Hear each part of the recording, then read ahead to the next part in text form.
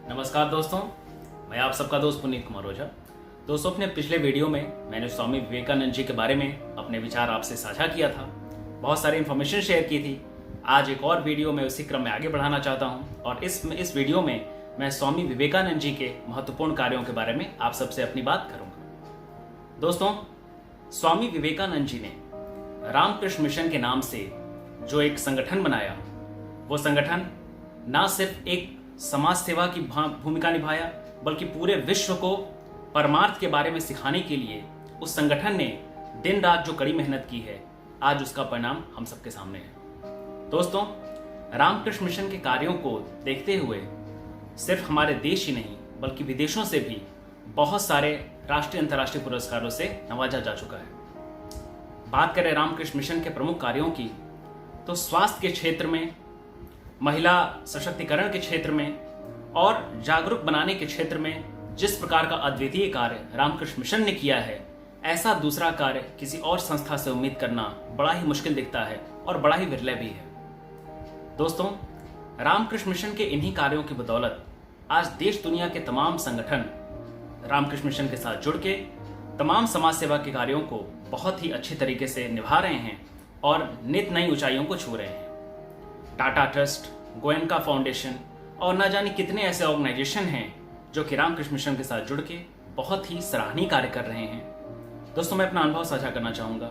मैं खुद भी रामकृष्ण मिशन के साथ एक प्रोजेक्ट के माध्यम से, शोध के माध्यम से जुड़ा हुआ हूँ और मैंने ये अनुभव किया है कि किस प्रकार समाज के उन वर्गों के बीच रामकृष्ण मिशन काम करता है, बिना किसी प्रचार के, बिना ढोल नगाड़े पीटे हुए, कि कार्य को करने के लिए जरूरी नहीं है कि हम बहुत बड़े एडवर्टाइजमेंट करें, बल्कि कार्य तो भावना से किया जाता है। कार्य वो होता है जिसकी प्रशंसा समाज करे और जो उस व्यक्ति के उत्थान में अपनी भूमिका निभाए।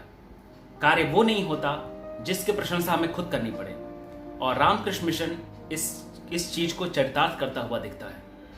दोस्तों, अगर बात करें रामकृष्ण मिशन की, तो उसके कार्यों की जितनी भी तारीफ की जाए वो बहुत कम है, क्योंकि वहां पे सिर्फ एक उद्देश्य है, मानव मात्र का कल्याण, प्राणी मात्र का कल्याण। दोस्तों, ये रामकृष्ण मिशन की सेवा भावना का ही परिणाम है कि देश दुनिया के तमाम लोग जो चिकित्सा क्षेत्र से जुड़े हुए हैं, वो रामकृष्ण मिशन के साथ जुड़कर समाज सेवा के लिए बेहतरीन कार्य करना चाहते हैं। साथियों, रामकृष्ण मिशन में काम करने वाले ऐसे बहुत से लोग हैं जो कि जिनका की व्यवसाय अलग है, लेकिन वो इस आशा में इस संगठन के साथ जुड़ते हैं कि हमें भी परमार्थ के कार्यों को करने का एक बेहतरीन सुअवसर प्राप्त हो।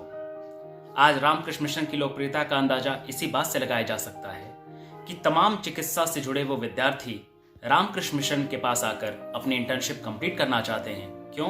क्योंकि पब्लिक हेल्थ के फील्ड को समझने के लिए इससे बेहतर संगठन बहुत कम ही देखने को मिलता है। साथियों, बात करें रामकृष्ण मिशन के और कार्यों की, तो ये वो संगठन है जो कहने के लिए नहीं बल्कि कथनी में भी विश्वास रखता है। कथनी करनी, इसका दोनों अलग नहीं है बल्कि दोनों एक है, और हमेशा एक भावना को प्रमुखता देता है कि सेवा परमो धर्म। बहुत से ऐसे गरीब लोग हैं जो कि 2 वक्त का भोजन जुटाने की स्थिति में नहीं होते हैं। रामकृष्ण मिशन ने इस प्रकार का प्रबंध किया है कि तमाम लोग अपनी आवश्यकता के अनुसार कुछ गरीबों के भोजन की व्यवस्था कर लें, और आज स्थिति ये है कि देश दुनिया में जहां भी रामकृष्ण मिशन का जो कार्यालय है, उसके माध्यम से ये सेवा निर्बाध रूप से जारी है और आगे भी रहेगी।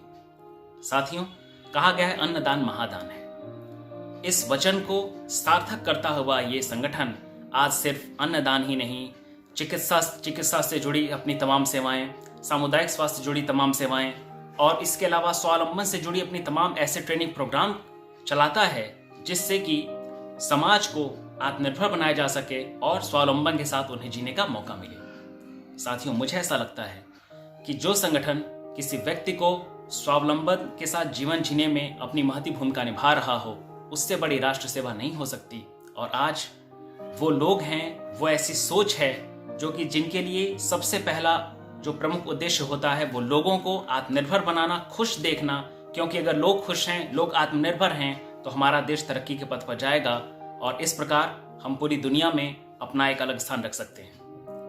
दोस्तों, ये स्वामी विवेकानंद जी की शिक्षा का ही परिणाम है कि आज भी देश और दुनिया में तमाम ऐसे लोग स्वामी जी के विचारों से प्रभावित होकर इस प्रकार का काम पूरे देश दुनिया में कर रहे हैं। दोस्तों, अंदाजा इस बात से लगाया जा सकता है कि रामकृष्ण मिशन के कार्यों के से प्रभावित होकर ऐसे तमाम लोग स्वैच्छिक रूप से अपना कार्य करते रहते हैं बिना किसी प्रचार प्रसार के। क्योंकि स्वामी जी का मानना था कि जब आप दान करते हैं तो दान करना दिखावे का कार्य नहीं है, बल्कि एक बहुत ही पुनीत कार्य है, बड़ा ही पवित्र कार्य है। कहा जाता है दोस्तों कि दान वैसा होना चाहिए कि जब आप बाएं हाथ से दान करें तो दाएं हाथ को पता ना हो। कहने का आशय ये है कि दान में भाव प्रबल होता है, ना कि दिखावा। मुझे ऐसा लगता है दोस्तों कि इस भावना को हम सभी को अपनाना होगा, और ये सिर्फ एक किसी विशेष समय की बात नहीं है, बल्कि हमें इसे जीवन मूल्यों में अपना लेना होगा। दोस्तों, बातें तो बहुत सारी हैं, लेकिन कुछ प्रमुख जो कार्य हैं और जो कुछ प्रमुख शिक्षाएं थीं, कुछ प्रमुख जो विचार थे स्वामी जी के, जिसने कि पूरी दुनिया को प्रभावित किया, मैंने अपने दो वीडियोस के माध्यम से आप सबसे ज़्यादा जानकारी साझा करने की कोशिश की है। और मैं उम्मीद करता हूँ कि मैं काफ़ी हद तक इसमें अपनी भूमिका निभा पाया हूँ, सफल रह पाया हूँ। लेकिन फिर भी दोस्तों, मैं आपसे चाहता हूँ कि आप सब अपना विचार कमेंट के माध्यम से ज़रूर बताएं। मेरे वीडियोस को ज़्यादा लाइक शेयर करें और मेरे चैनल को सब्सक्राइब करना बिल्कुल ना भूलें, और साथ ही बेल आइकन दबाएं ताकि आने वाले वीडियोस का नोटिफिकेशन सबसे पहले आपको मिल सके। जय हिंद,